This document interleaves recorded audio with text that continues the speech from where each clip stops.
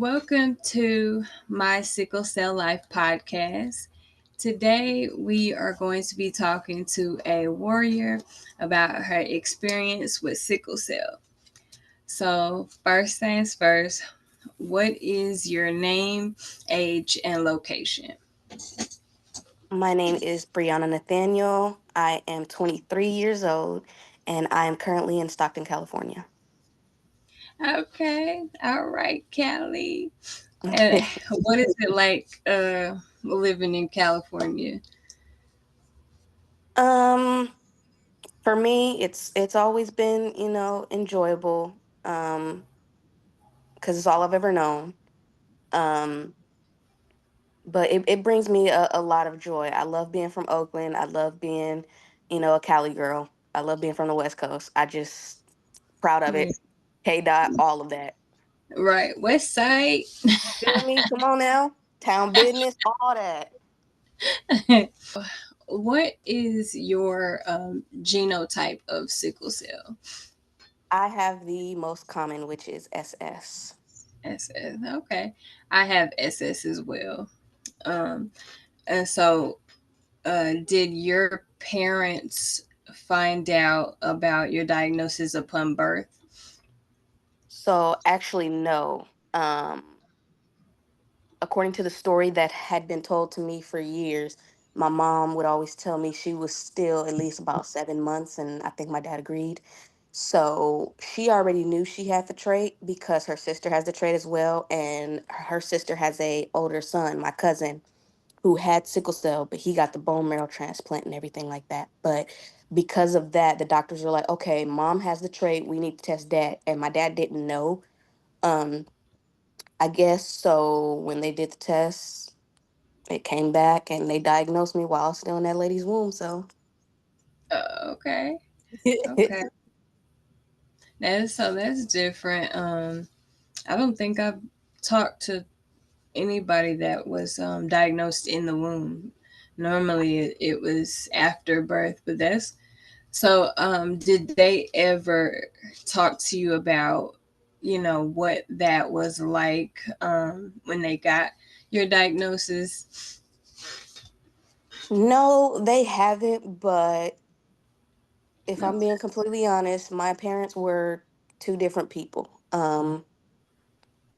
I feel like I'm gonna be honest. I'm not gonna lie and sugarcoat my story. I do feel like I got more emotions and empathy and sympathy and concern and compassion from my father.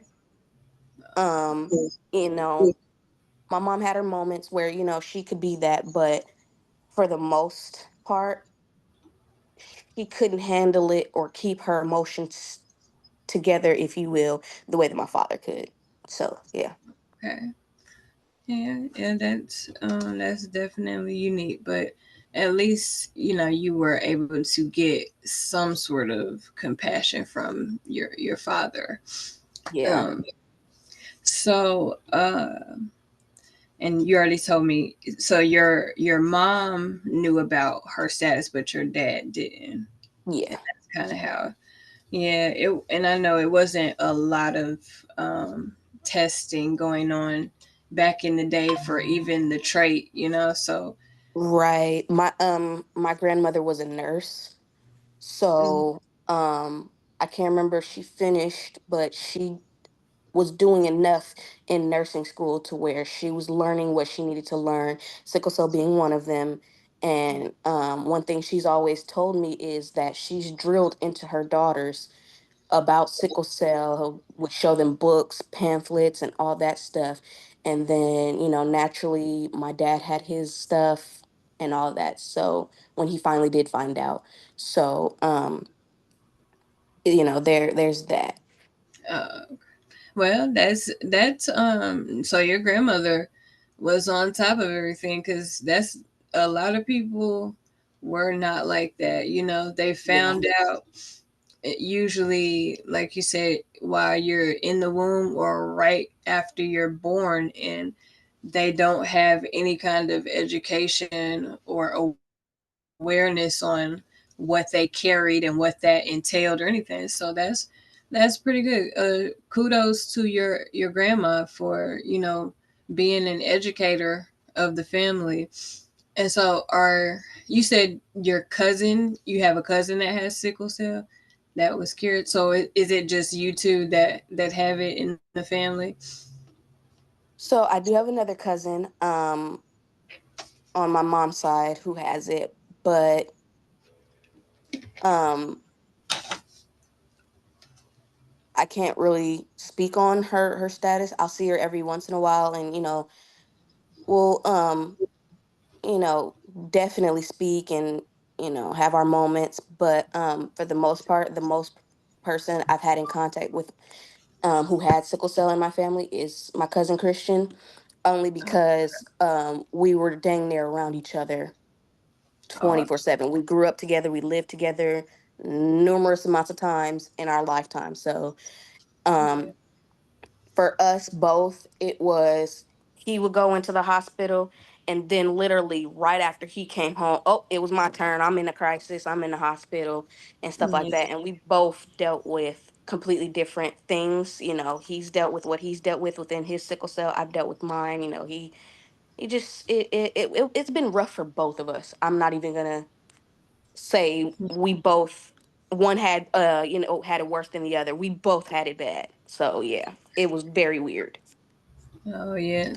And so, but that's at least you had someone in your family that understood what you were going through, though, because Yeah. there's a lot of us that we are the only ones in our families that have it, and so we're always having to constantly explain to our family what is going on with us in our body. And so that's at least, like you said, you guys were close and you could confide in each other and you have understanding of what you're dealing with. So that's cool. Yeah, honestly, if you were to ask me what um causes our relationship to be the way it is, it wouldn't be because we're blood or anything like that. I really feel like the bond that we do have is because of that. So, for sure. Yeah, it brings you closer together, Yeah. and that's what's up. uh, so do you remember your first crisis and what that was like? I'm going to say yes and no. I have a lot of repressed memories due to, things I'm going through. I did lose my mom about 2 years ago. So I'm kind of like realizing I repressed a lot from my childhood. But I Yeah. can at least sit here and say that I do remember the times where I was in the hospital and I was in the cribs that Children's Hospital Oakland used to have. So their little baby cribs were tall, white, and the cribs that you will find in hospitals so that the child can be safe, but they can open it down on one side and it all comes down Right. so they can Yeah. be able to do what they need to do. So I do kind of remember those and being inside one. Some people may feel like I'm crazy for saying that I remember that, but you'd be surprised. But Right. as far as how it felt, because of the age that I was at the time, I know for a fact it was bad, but Yeah. it Yeah. hadn't really registered yet Right. at that Yeah. age. Right. Well, so that means it started really young for you, if you were still in the cribs and stuff like that. Um so do you Probably see some months. yeah. So do you know what your biggest trigger is for your crisis now? That's a loaded question. Yes and no. But the primary ones we'll have to say is temperature for sure. Yeah. Um, Definitely got to keep that temperature level. Can't be too cold. Can't be too hot. Cause for Yeah. me, it really, I never feel right. Stress and anxiety. Yeah, that's a lot of us. So there's that. Overexerting myself, which is something I'm known to do. I'm known for over pushing myself, and I'm trying to get out of that. But I can sit here and kind of say I am a little bit overzealous, and I do feel like I've wasted a lot of time, doing for others rather than myself, especially in terms of taking care of me and my health. Mhm. So it's just like I've gotten to a point where I'm so doggone headstrong and hell bent on getting what I want out of life for my well being that I literally will go overboard so that I can say, okay, at least I knocked this off my list, this off my list. Right. And that can very much be my downfall because I choose not to listen to my body. I literally will shut down that part of my brain that tells me, hey, we're having pain, you need to slow down, chill out, whatever. Yeah. Me being me, I don't like to listen because in a lot of ways, just like a lot of other sickle cell warriors, my health had been used against me, as well as I've had to prove that, I'm not faking, that I'm really hurting and stuff like that. So that kind of mentally and psychologically messed me up. So it's like I'm to a point where, to an extent, I will, and I've done this all my life, but now more than ever, it's more frequent. I'll tell you I'm in pain, but now more than ever I'm really secretive on what the level is and stuff like that because it's like I'm still under that mentality of nobody's going to believe me, nobody's, I still Yeah. have to prove myself that I'm hurting and that it's not just me wanting attention because I'm gonna be honest, I hate attention. I never have liked it, so that's definitely not the reason. But it just it sucks because you have to prove that you're not feeling well, and that's not something you want to focus on when you're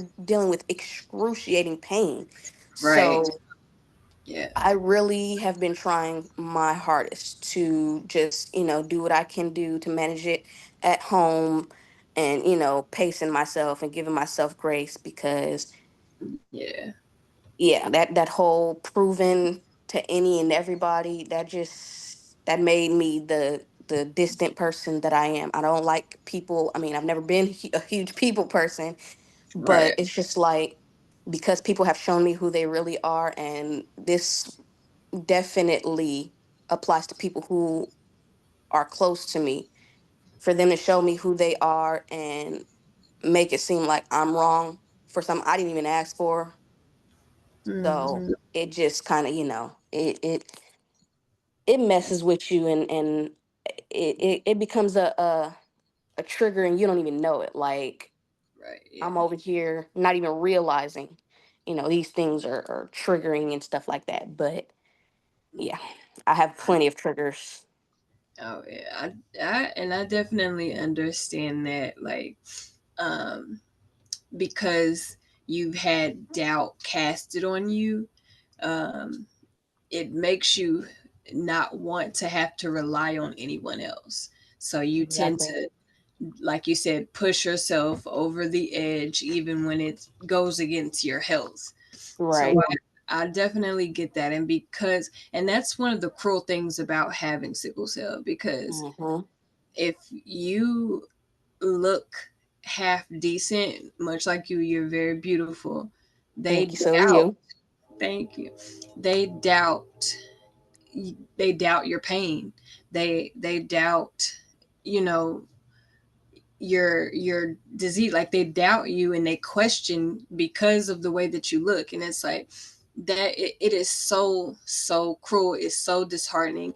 And it Yeah. just, yeah, it makes you want to shut down and recluse and all of that. So And it definitely helps having two supportive parents, but I can at least say that at the time that I felt like I didn't have two supportive parents, at least I had one, and then I did get back to two again, but it just wasn't, my mother in the way that I really needed it rather than right. want. But Yeah.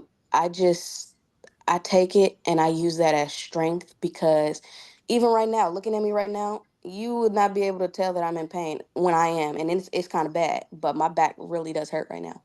But a lot of people would look at me and automatically think, "Oh, she fine. She look like she having a good day. She look upbeat, bright."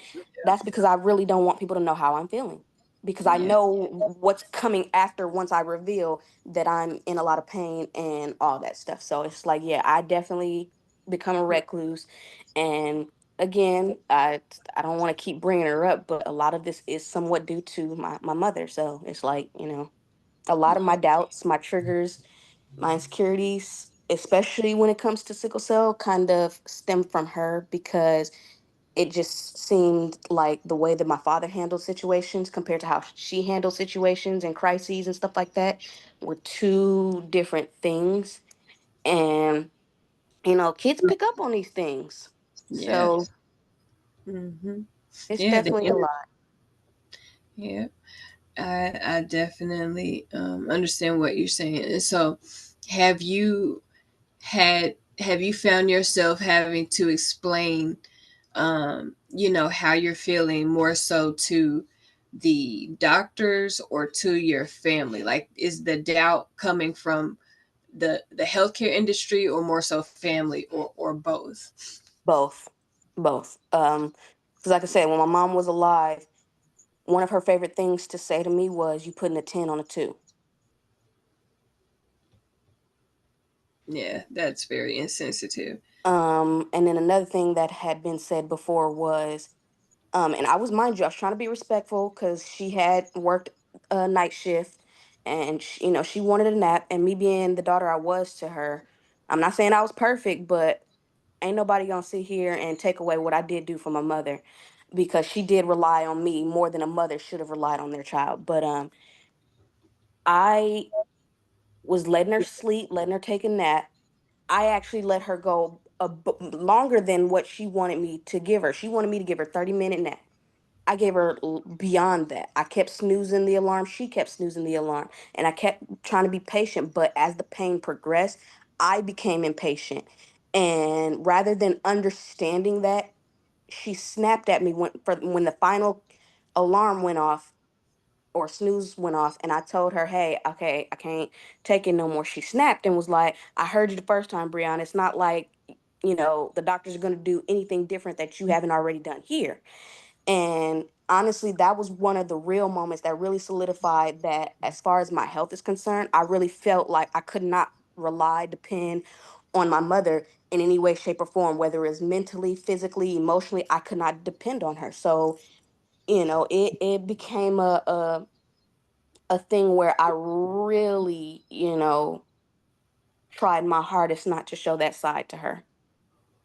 Yeah. So Yeah, I'm so sorry.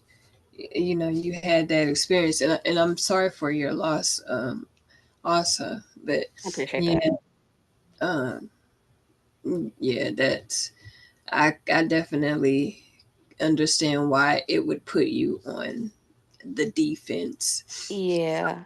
The doctors, I mean, I can handle that. I mean, I can, but I can't. Like, when I'm in pain, yeah, that's going to annoy me because I'm trying to be seen. Right. But at the end of the day, I charge it to their minds, not their hearts, because one, they don't know me. Hmm. And to a certain extent, a doctor is supposed to have a certain sense of skepticism. So I digress. You can have it.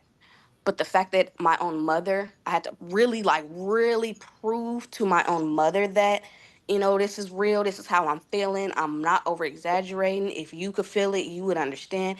Right. That's what hurt most. And honestly, I think that's what really triggers a lot of my insecurities and stuff like that, especially when it comes to my health, because it's like I lost people who I thought were friends. But then again, that's why parents say at a young age, you don't have friends, you have acquaintances, because a lot of those people showed who they really were to me. Like, you don't understand. One person actually asked me, "Are you using your health as an excuse for everything or to get your way?" And that was so unexpected. I'm like, whoa. Yep.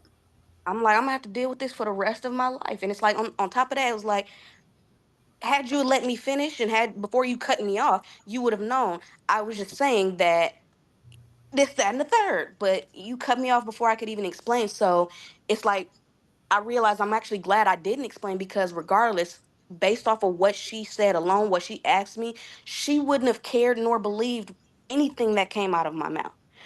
Yeah. So that's another reason why I'm such a recluse and why I choose to keep to myself. People like to look at you like you're just this special thing. A lot of people would look at me and be like, "Oh, you got, special accommodations that we don't get." I don't want Mm. them. Right.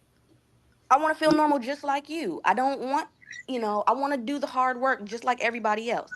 Yep. So, a Mm. lot of people don't understand. There were a lot of factors that went into my mental health deteriorating, but it was mainly what was going on inside the house. So once I started dealing with what was going on inside the house, and then I started dealing with what was going on outside of the house, and realizing I was going to have to prove myself anywhere I went. And I already knew I was going to have to prove myself because I'm a young Black woman. I have Mm. enough against me already, but it's the Right. fact that I'm a young Black woman who has sickle cell, Yep. and I'm trying to get into a lot of things that are very cutthroat. Like, I'm trying to get into a lot of industries that are very cutthroat. And it's like, with sickle cell, that's gonna make it harder. So it's like, I've always known I was gonna have to prove myself, but it's just like every time you're put in that position, it's a short realization that hits you that's like, dang, I really gotta prove myself for the Right. rest of my life. Yep. Yep. Especially about a disease I did not ask for. Right. Yep. So And yep. And a lot of times especially with the doctors, they like to try to blame you to like, oh, what did you do to trigger your, regret, yeah. Oh, that get on my nerves. and it's like it is so aggravating and so disheartening. It's like they literally treat us like it is our fault, like we contracted this disease or something, Exactly. like it's an STD or something. And it's like, bro, we did not do anything Mm-hmm. to do this to ourselves. We didn't contract it. We Mm-hmm. didn't, sleep with the wrong person. We didn't use a dirty needle. We didn't like none of it. We were literally born into this situation, and Mm-hmm. we are constantly having to prove that we're really in pain, that this Mm-hmm. is a real, illness and diagnosis. And despite what we look like, the things that we have endured are real. Like, it's so that's the cruelest part about it. And I understand Yeah. It got is so point. It got so bad to a point where I was really starting to question why my parents had me. yeah, Like, that's how bad it got for me. I really was questioning my whole entire existence. Like, why did y'all choose to keep me if y'all knew that y'all were right, gonna be dealing with this? And I was really gonna aim that question towards my mother. Like, why did you choose to keep me when you yeah, knew you were gonna have to deal with this? That's what pissed me off the most, because it's like, you already make me feel guilty for having this. You already make me feel like a burden. Why have me if just for you to do this? right, So, and I wanted to ask my question, that question to my dad, but then I also felt like it was gonna hurt him. So I was like, I'm not gonna ask that because, again, unlike him, I've been able to, unlike my mother, I'm sorry, I've been able to rely on him. So it's like I can't ask him that question because ain't no telling what that's gonna make him feel or right, anything like that. So plus, yeah, he worries enough about me. I don't need that extra right, worry. yeah, because that will probably make him feel guilty, and things like that. And I understand, but it's still like when you're going through all of the suffering that you're going through, like you just be like, why me? Like, Right. why did why do I have to be put through this? What did I do to deserve this? I understand um exactly what you mean. And so overall, um how how has life been with sickle cell? In a word, Yeah, I'll say chaotic, I can understand that. because it led to like I said, multiple issues. I don't, the friends that I do have, I met through others. So, or they have sickle cell themselves. So my best friend who lives in Vegas, she has sickle cell. Yeah. Another person I consider my best friend is my brother's girlfriend. She's in Vegas right now, but she lives, out here primarily, but she's going to school in Vegas. So those are the two friends that I have that I talk to consistently, as well as my siblings are my friends, and so are my some of my cousins, especially my female cousins. Hmm. So if that's any insight into the friendship thing, then there you go. But Yeah. as far as everything else,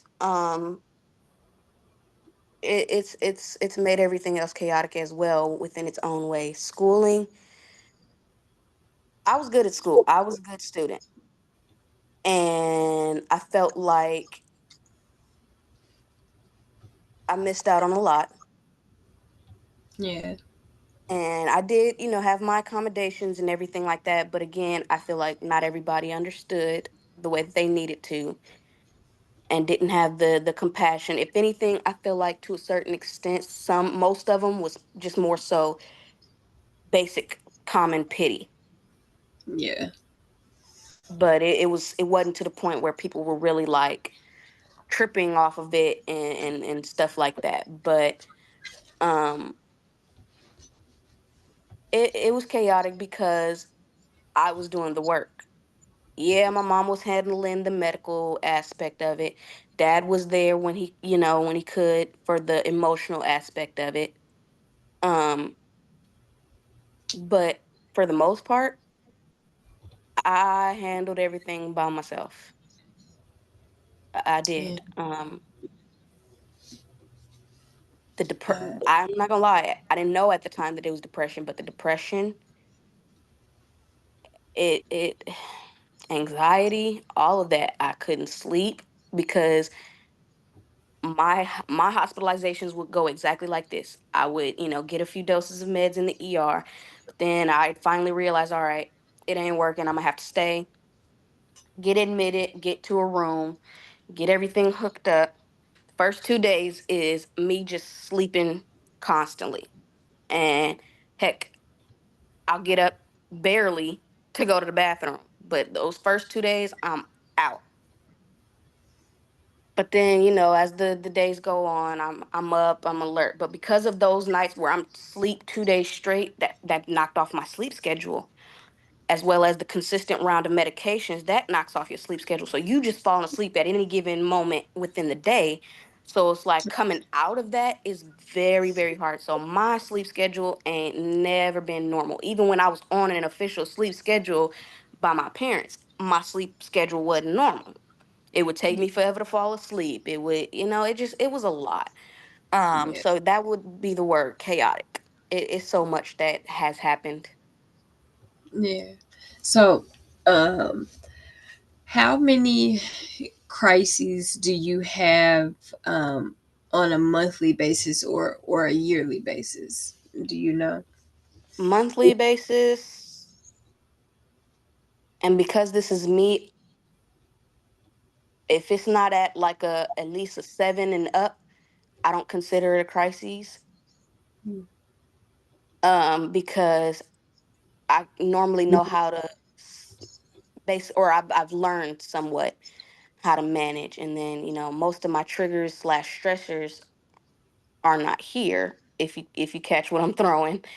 So Mhm. I've been able to remain stress free in that capacity, even though, I got to deal with settling her estate and everything like that. And that's brought stress. But for the most part, it's just her overall presence and shadow is no longer over me. So it's gotten better. So I would say, as of right now, I would say at least two bad ones a month.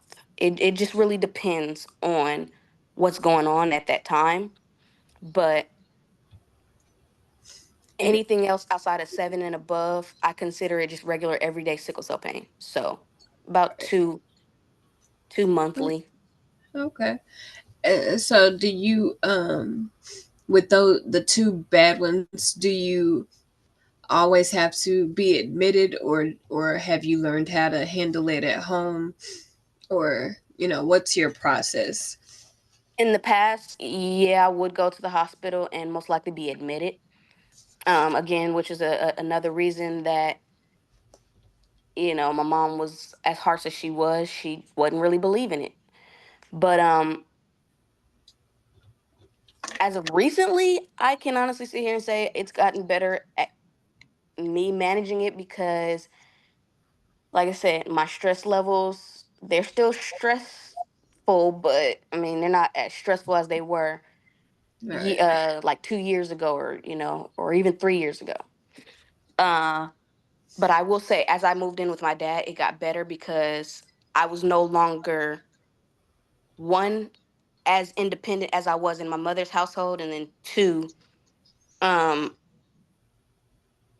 my dad didn't do all that. My dad didn't do the yelling. My dad and my bonus mom, they both don't do yelling. They don't do all that rah rah. If they ask us to do something, we do it, no questions asked. And that's how it was when I moved in. And it was hard to adjust to that because, I was constantly around my mother. My mother had custody of me. So I was always used to yelling and always, even over the smallest things. If we were told to do a chore, they wouldn't ask. They would yell and tell us, go do the chore and this, that, and the third and all that stuff. So my my method per se to help manage everything would be I keep my stress levels down because I'm in a peaceful environment. We literally like peace. We like chilling around here. We don't like doing too much. Yeah, Um, that's Topicals, whether it's CBD topicals or it's the topicals that the my doctors prescribe. I'll do lidocaine patches. I do Flixeril, Tylenol, ibuprofen. Um, and if it gets bad, then I have my morphine. But honestly, it's really just up to me, especially mentally. My mom used to tell me mind over matter. So I yeah. do still kind of utilize that, and I did take that from her and continue to incorporate it nowadays, and it does work. But if I really had to sit here and honestly say what has caused my crises to be bad, but not bad to the point where I feel like I have to go to the hospital and be admitted, is because I my stress levels have really decreased. They're still there, but they've decreased a lot compared to the last 5 or so years. So yeah. That's what's up. I'm glad to hear that.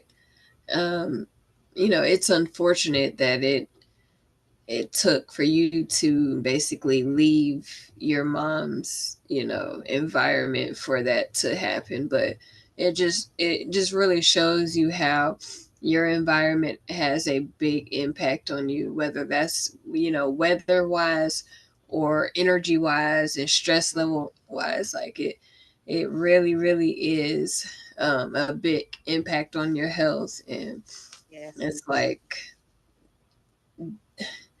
people don't realize how their negative energy gets passed on to other people and how it literally will affect other people's health to that Yes. point. So you have to really strive to stay positive and to be around positive people.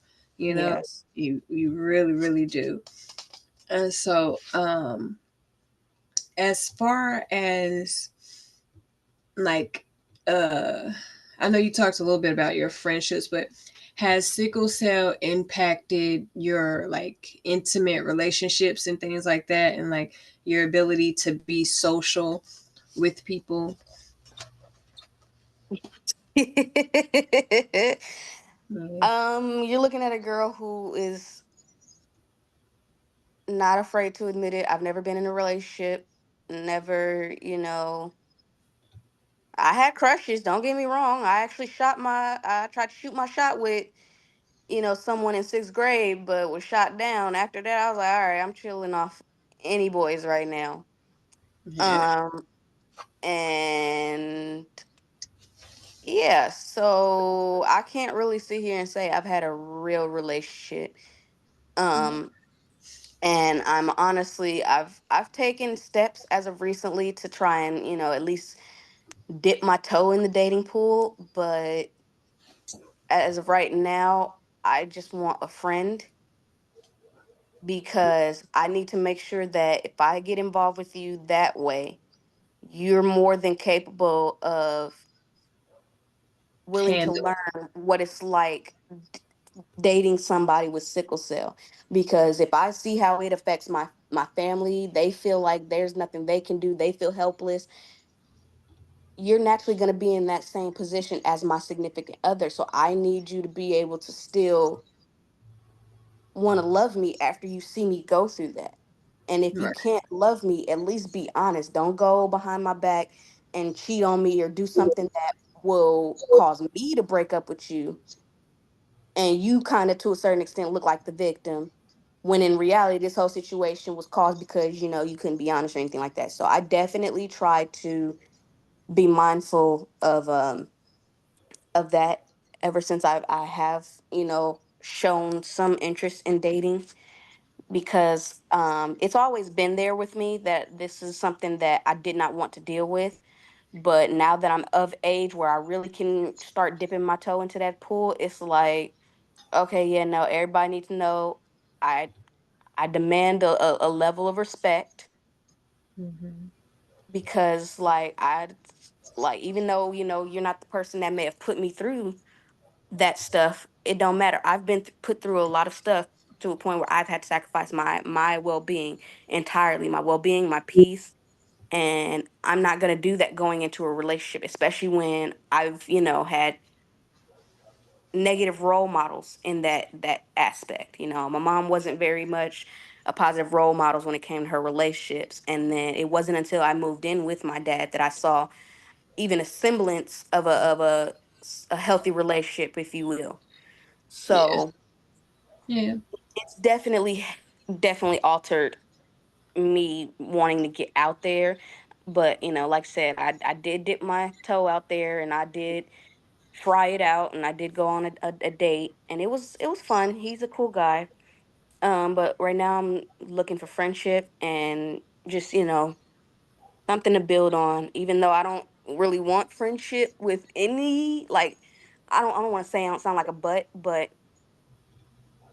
when you just in this mentality, and because so many people who you thought were friends have done you wrong, it's just like, do I really want friends? Do I need friends? Right. Yeah. Yeah. So it's definitely, sickle cell has definitely altered it a lot. Oh yeah. But it could be you're young, so you have you know the rest of your life to get into a serious relationship. But Right. having this disease can also kind of protect you from the people that are not serious, Right. because as soon as they see you going through something and they can't handle it, that's when you'll know, nope, wash my hands of this person, because Very true. you cannot even handle what I'm going through. And if you can't handle what I'm going through, then you can't handle life with me. So I will there's no say, time. to add on to that, I will say that's one of the things that I do appreciate. I'm not gonna say like, but appreciate about Right. sickle cell, is because I'm able to spot who is on some bull and who not. Yep. And not only Hmm. that, but in a way, sickle cell, it's a blessing and a curse, Yeah. It, because I have gained so many blessings while dealing with sickle cell and having sickle cell. But of course, I've had the curses too. But as far as the good things about sickle cell, it's caused me to meet good people and maintain relationships with them. It's caused me to stick my foot in the door of patient advocacy. I've helped out, I've done case studies and stuff like that. And, I've raised awareness in any way that I was, in any opportunity that was presented to me. Um, And on top of that, I really feel like deep down, the sickle cell keeps me humble. I've always been asked, would I ever get rid of it, or why won't I get rid of it, or something like that. Part of me is like, one, I know for a fact I'll be going through an identity crisis. And then two, it's because this disease really does humble me. It lets me know things could be a whole lot worse. So chill the hell out. Yes. Yes. And if Yes. that ain't a good thing, I don't know what is, because when I tell you, it's been many a times where this sickle cell has showed its butt and told me, who do you think you are? Yeah. I get you. It definitely will humble you in a minute, child. For And sure. it definitely keeps you in check with your ego because, Mhm. you know, w- especially being a beautiful person. If you didn't have sickle cell, that would probably go to your head, you know, and you feel like I'm that bitch. I can do what I want, da da da, da, you know. And Right. but sickle cell would be like, look, pump your brakes now, okay? like Kendrick said, be humble, sit down. Mm-hmm. but Mm-hmm. That's true. That should be our anthem. Shoot, that should be the sickle cell anthem. right, Because, I man, wish all the I wish times that I it could could have humble some of spiraled, these. I all the wish it could humble some times, of these other people, child. They need to be humbled. man. but so um, do you find it difficult to maintain employment and things like that because of sickle cell? Oof.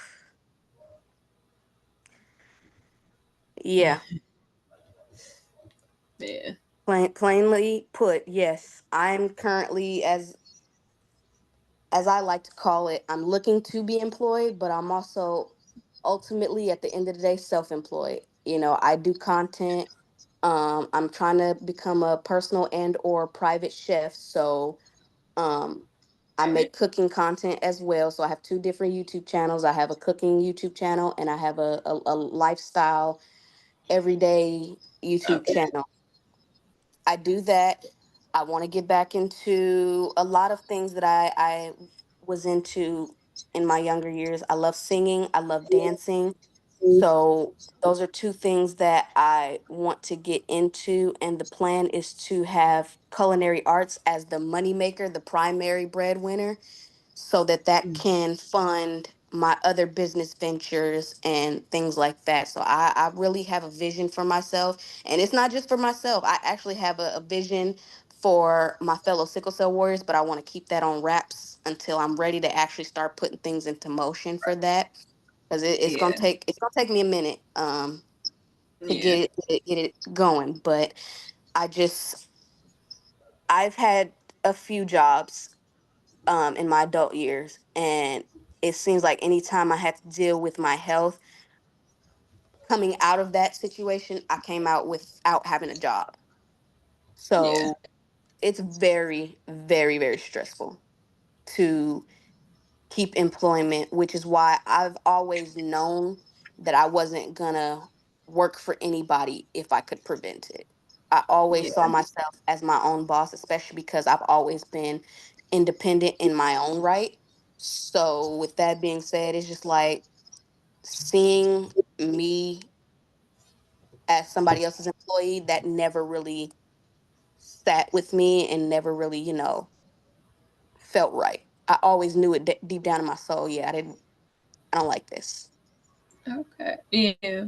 That's what's up, and that's like you said, one of the blessings of having sickle cell because some people may see it as a curse. Well, I can't maintain a job, but if it forces you to figure out um, your own way of making income and stuff like that. It forces you to be your own boss because no corporation out here is going to understand your situation.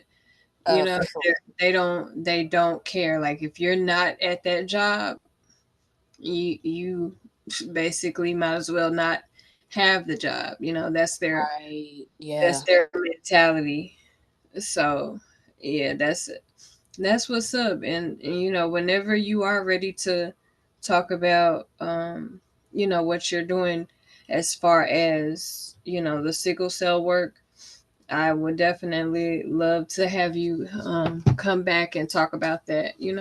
Of course. Definitely gonna keep in contact with you. You definitely exude positive energy to me. And again, Glad. it's the sickle cell. It definitely helps open a world of connection. And because of our connection through sickle cell, we're starting hopefully what could be a potential friendship in the future. So I definitely appreciate you coming across my For You page, and you opening your doors to sickle cell warriors to tell their story. And I was more than willing to do this because, one, I never really spoke about this outside of my family. I've never really spoke about this to anybody, and we already know the reasons as to why, but I definitely wanted to do this because I wanted to get out of my comfort zone. I wanted to better myself, and then I wanted to better us as a unit, because even till this day, the fact that this disease is still being seen as a black disease when we've literally made it perfectly clear anybody can get this damn disease. Yes. Yes. Yeah, the numbers and statistics are higher in us, but y'all can get it just like we can. Right. So humble yourselves. Right. I guarantee It's you, once you get this, you gon' I swear you ain't gonna want they. I'm sorry, I can't. Anybody who has anything negative to say towards sickle cell or have any negative thoughts or anything, like y'all will never be able to walk even a step in in our my shoes. yes. Yes. We So do I not just yeah, we do really not go call ourselves warriors for no reason.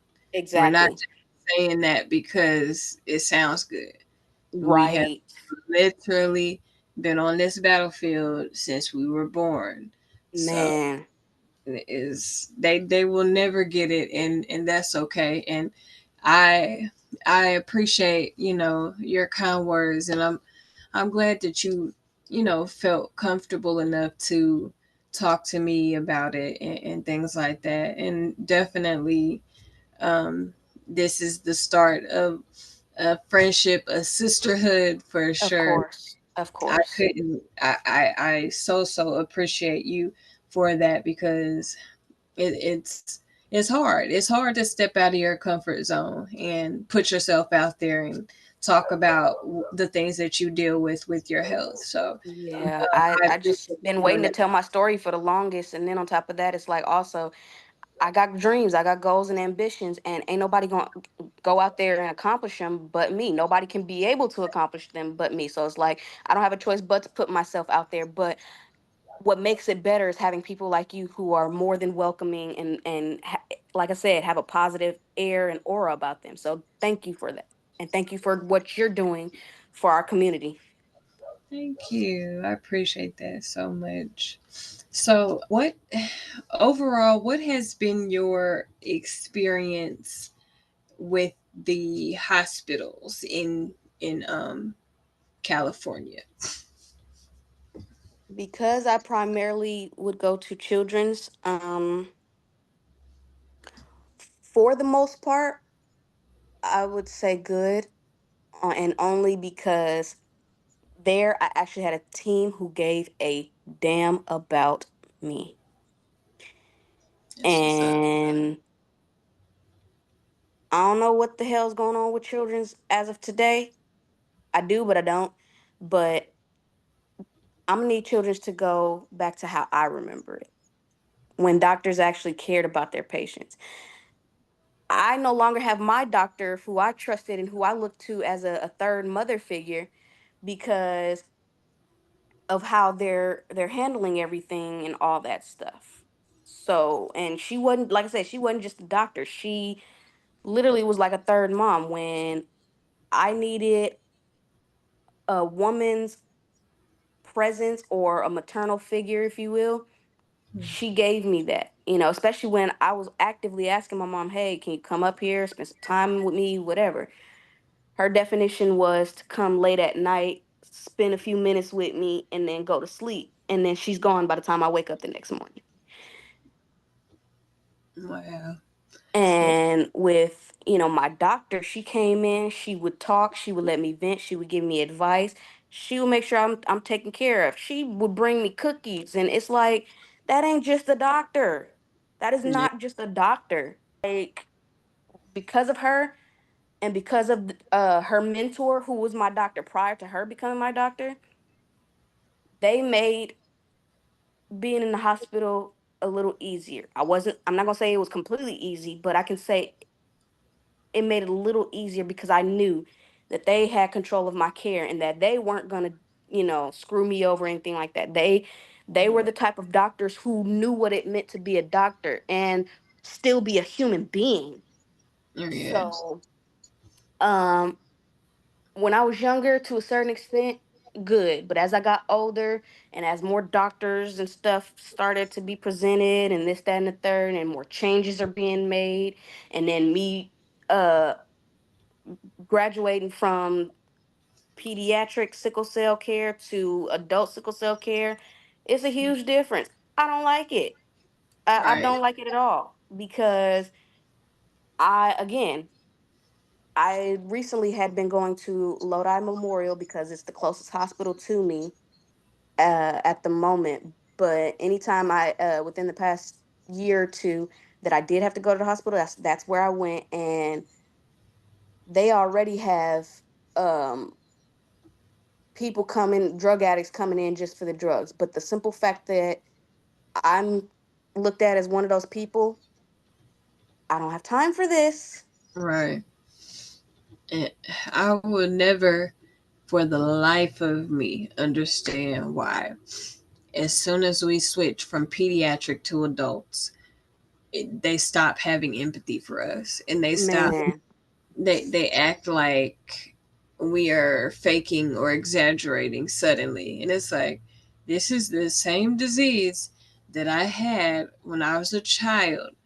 You guys treat us like gold when we're children. Where does because we're children. it go? Where does it go? Like, it's so frustrating that we all have the same experiences when switching from pediatric to adult care. It's Honestly, I think they think that because we're adults now, we don't need that empathy anymore because we're not kids anymore. Like, as kids, they don't have a choice. They're gonna have to sugarcoat, they're gonna have to be nice, all that. But now that we're adults, they're like, okay, we can stop with the act. I don't know if that's the case or what, but nonetheless, it's like it's so bad to the point where I'm trying over here trying not to cry because it's like, dang, I'm really over here thinking about how it is. Like, I'm thinking about my experiences and similar yeah, experiences from my fellow sickle cell warriors, and it's like, damn, we really have the same script. Because yeah, why are y'all like this? it's a I shame. even and I wasn't even an adult, but according to my parents, there was a time where I had to be uh taken to a hospital because I was having a crisis. Don't know where we were coming from, whatever. But we had went to an ER. My parents had told the doctor what I had, and he goes, "What's that, Oh God. Mm. Mm. sir? Mm. Sir? Sir? Sir? Jesus, Like, seriously?" that's so So that's yeah, scary.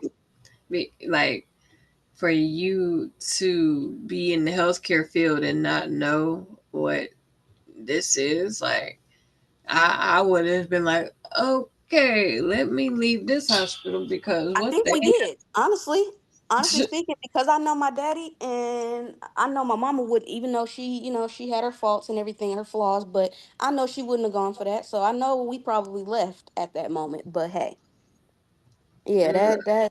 mm-mm. And that speaks Wow. to the lack of education that takes place even within the medical field around our disease. Mm-hmm. And It's like, how in the world can you adequately treat anyone when you are only being given 30 minutes in medical school, 30 minutes of information and education on our disease, and Hmm. you think that they can adequately treat us with just 30 minutes? And that's why when we go to the ER, we get those looks, we get the side eye looks. It's so ridiculous. My whole thing is I the crazy part about it is I wanted to be a doctor. I actually wanted to be a cardiologist. But as I got older and I started having more transfusions and I'm looking at the blood, I'm like, huh. And then on top of that, I'm seeing what you got to deal with while in the medical profession. Mm-mm. I knew I didn't have the patience. I didn't have the emotional stability for that because it's like, y'all really out here treating patients like this. And I Right, couldn't work alongside you if you're treating patients like this. So right. I'm actually glad that I chose not to go into that because I really would have taken it seriously. But it's a lot that comes with being a doctor. But my whole thing is like people become doctors for the wrong reasons. They do it for the pay and the status and the Hmm. praise and all that stuff. But nah, I don't trust. One- Honestly, I'm literally at a point where I really don't trust anybody. Yeah, Especially, like, I've never trusted anybody when it came to my health. Been very apprehensive about that.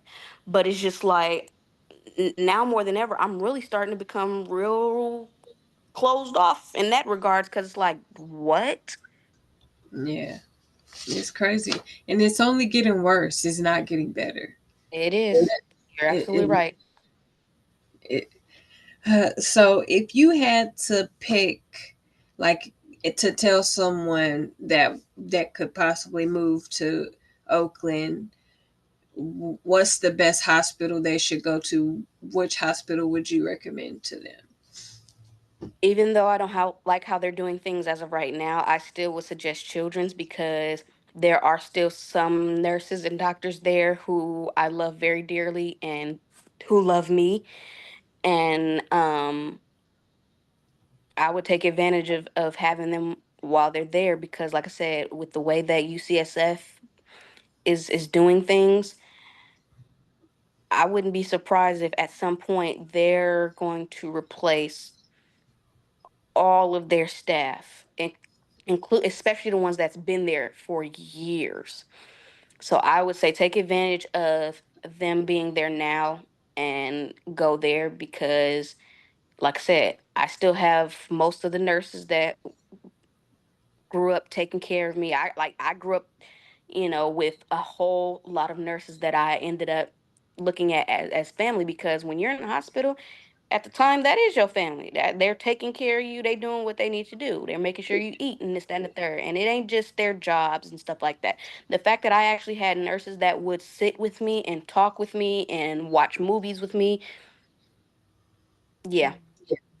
So Yeah, that, children's. that's what's up. Um, and so at this point, what is your opinion of the treatments and medications and cures that they have available for sickle cell? What's your opinion on those?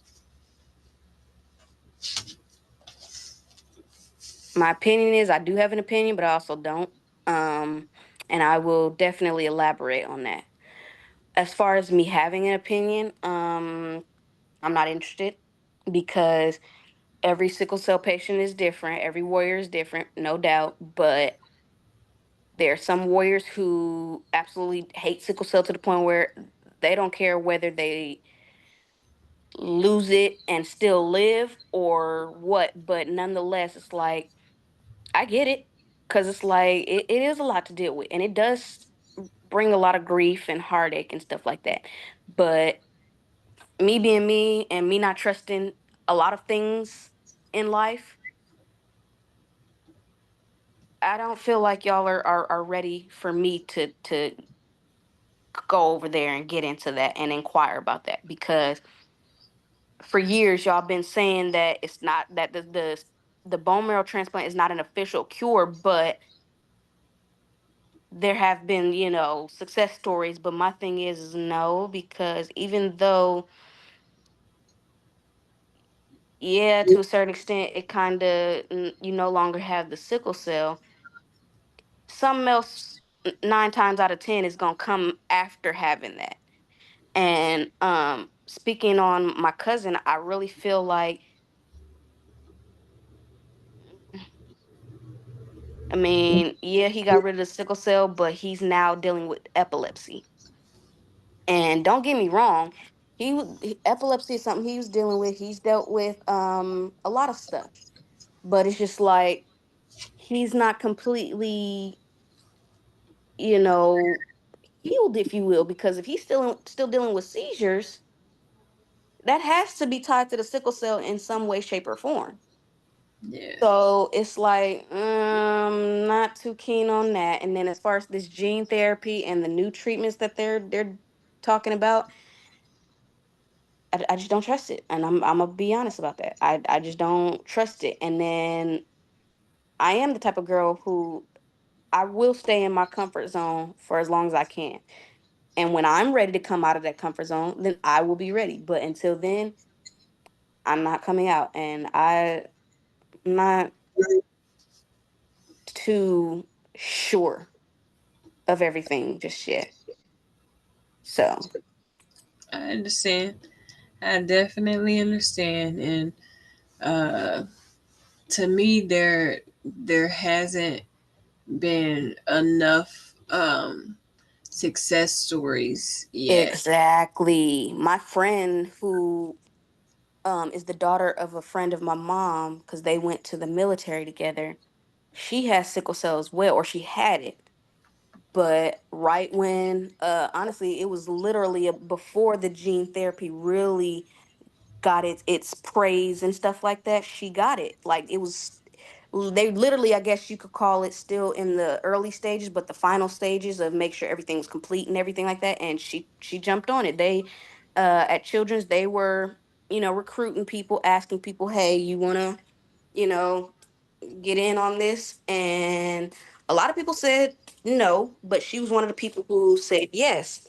And I remember talking to her after she got it, and I asked her, how you feel? What's up? She's like, I still have pain, but she said because I had sickle cell all my life, you know, they're not knowing when that's gonna stop and or if it's gonna stop. I'm like, huh? Shouldn't Yeah. there have been a something that y'all knew already? But I digress. But then she followed up by telling me she honestly wishes she never got it. Mm-mm. If that ain't a telltale sign for me, I don't know what is, because it's like I can tell she was gonna go through the things that I was gonna go through if I chose to go through with it, and that's like an identity crisis and stuff. We haven't really talked about it since then, but so I don't. It's been some years since she told me this, so I don't know how she feels about it now. But the fact that you even had to say that you wish you never got it, that's enough for me to be like, no, y'all can stay away from me. Stop asking me about it. Right. If I want to know further information, I'll either do that research myself, or I'll um I'll reach out to y'all. But even my mom was like wondering why I would never even consider or even try and get the bone marrow therapy, transfusion or whatever, transplant, whatever. But Mm-hmm. like I said, it's one. I don't need it doing more harm than good. And even T-Boss from TLC said that in her book, does more harm than good. Yeah. So it's like I don't want to go through that. And then I don't want to go through life wondering, did I make the right decision and stuff like. Nah, I'd rather just keep my life how it is right now, rather than having Yeah. all those questions circulating through my brain, rather than me have a identity crisis. And don't get me wrong, when I've had these conversations with certain people, they have brought up good points like, well, think about this. You could live a long, prosperous life with no more doctor visits, no more poking, this, that, and the third. And that's very true. Yeah. But where I'm at in my life, it's like I've already given my body to sickle cell. I have surgery scars all over. I have scars in general all over. It's Mm-hmm. no point. I got a Yeah. port implanted in me. Is no point. That means Yeah. I would have gotten the port off for nothing, and I have this scar off for nothing. Yeah. So it's like, nah, at this point, we might as well keep everything the way it is. Yep. And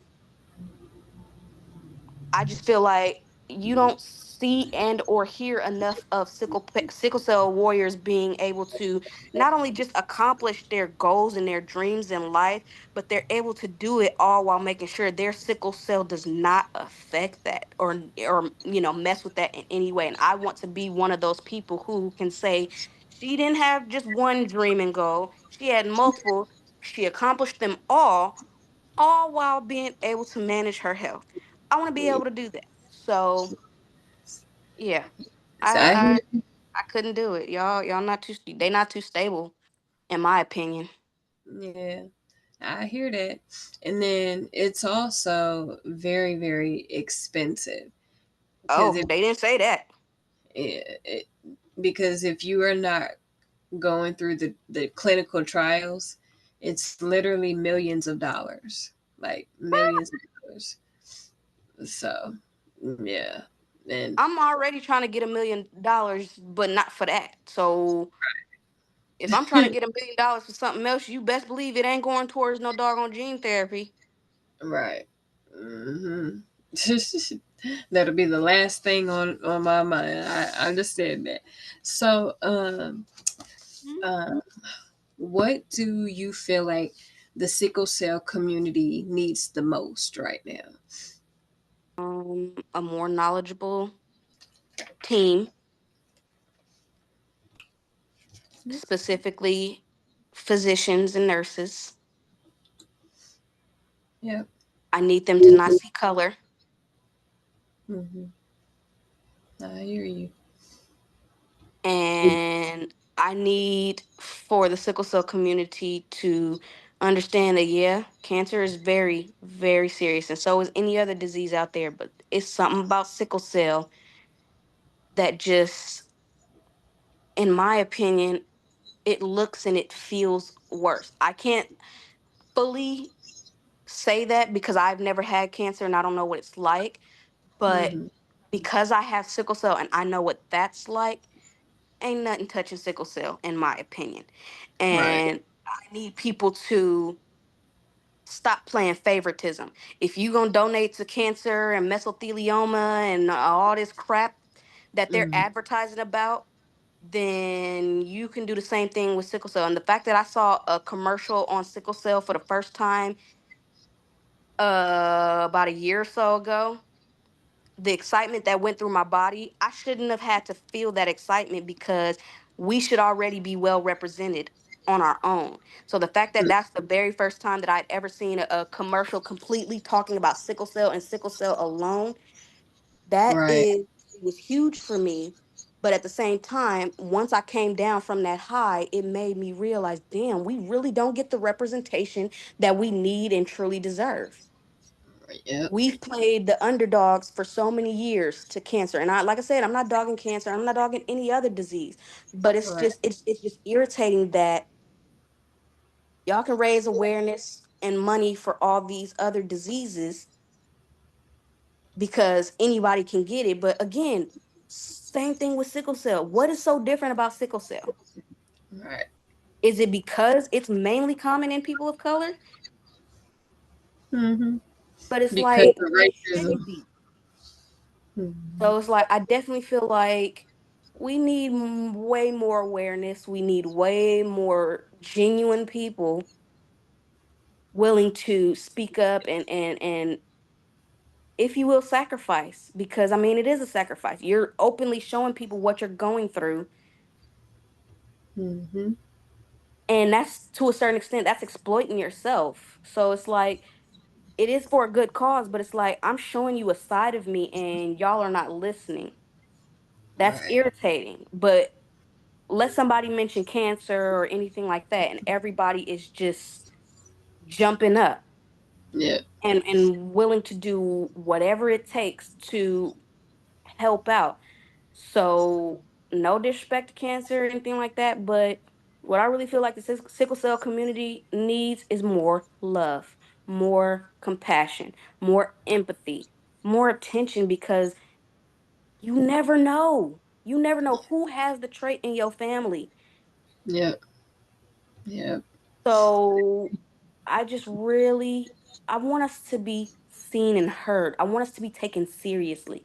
So whatever we as a community need to do in order for that to happen, I'm down.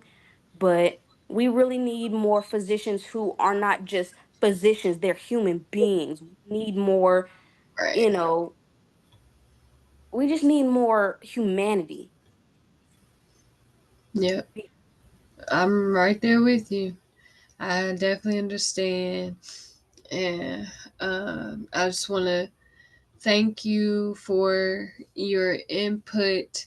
Thank you for, you know, being a part of the podcast and telling just a small part of, your story and things you went through with sickle cell.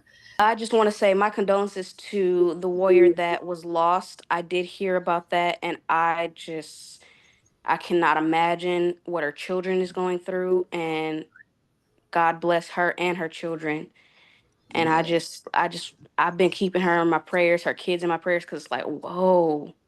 Yeah. Thank So you. thank you for Thank doing what you do in our community. Thank you for having me. Thank you for making me feel safe enough and comfortable enough to speak my truth and tell my story, because a lot of the times I've never been able to do that. And a lot of the times it's been silenced out of me. So thank you for presenting this opportunity for myself and for fellow warriors. So thank you you. so much. Thank you so much. And I definitely would love to bring you back on, Of course. So we're locked in. All right. Of So course. this is not the last time you and I are going to speak. So thank Yes. you so much. Thank And you. to our audience, please go check out the podcast on Spotify, Facebook, YouTube, and follow up with us, okay? And we will see y'all in the next episode. All right.